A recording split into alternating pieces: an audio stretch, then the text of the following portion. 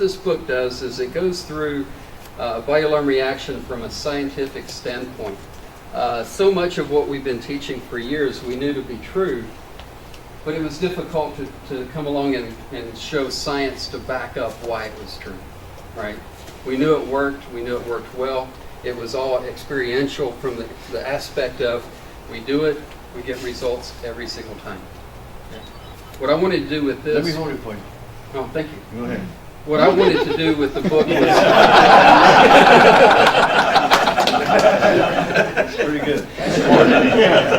What I wanted to do in this study was to come along and show why it works.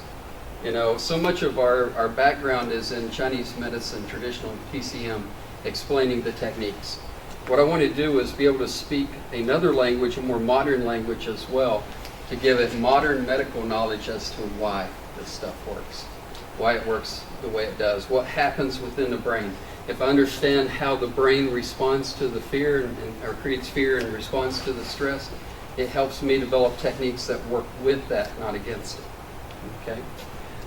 Going through looking, analyzing training, there are some things in this book, I'll warn you ahead of time, that are a little controversial to martial artists. I love the martial arts. There's a couple of honest critiques in here of how a lot of training is conducted. A lot of things that, frankly, some people read and get a little angry. I knew because I put a few of these in email, I'll send out in training reports, and I got the responses back. People going, this is not how we do things. Right. Okay, and your question is what?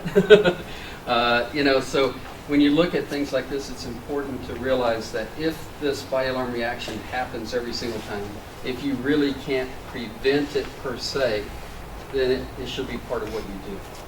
And that was the approach that I took. So I approach it from firearms training, I approach it from knife training, how it affects bleed out rates when you're cut in a fight.